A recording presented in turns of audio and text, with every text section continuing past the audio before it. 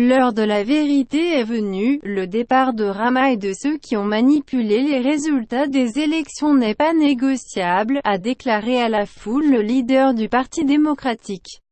Opposition, Lulzim Bacha. L'opposition réclame depuis des mois le départ du Premier ministre, qu'elle accuse de corruption et d'être lié au milieu. La droite refuse par ailleurs des municipales prévues le 30 juin. Il n'y aura pas d'élection le 30 juin, la bataille va se poursuivre dans chaque ville, chaque localité jusqu'au départ de Rama, a dit M. Bacha. Une statue haute de 7 mètres dressée sur les lieux du rassemblement a été renversée par les manifestants, manière symbolique de chasser le Premier ministre.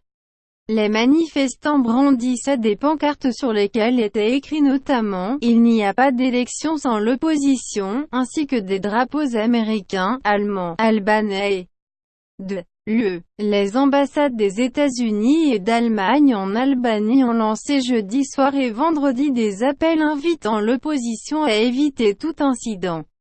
Jeudi, 15 arrestations ont été annoncées par la police et une cinquantaine de poursuites judiciaires lancées lors de tensions pendant la campagne électorale. Une école a été incendiée à Chokodra, Nord. Depuis mardi, des militants de l'opposition de droite entreprennent d'entrer de force dans les bureaux de vote, souvent installés dans les écoles, pour y détruire le matériel électoral. Le 8 juin, le président Ilir Meta a annulé ce scrutin au nom de la stabilité du pays. Mais le Parlement a déclaré cette décision anticonstitutionnelle et entrepris de le destituer.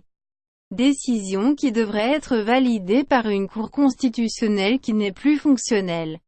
Un seul de ces juges a passé avec succès le processus de vérification du patrimoine et de la probité des magistrats prévue dans le cadre d'une réforme judiciaire.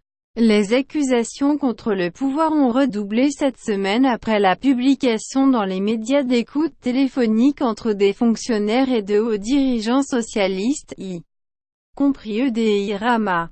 Datant de 2016, elle démontre aux yeux de l'opposition la corruption, les pressions sur l'administration et la fraude électorale dont se serait rendu coupable le pouvoir. Une grande salade de mots où il n'y a rien, a répondu EDI Rama, qui réfute tout fait délictuel et accuse l'opposition de mettre en péril l'ouverture des négociations d'adhésion à l'Union européenne.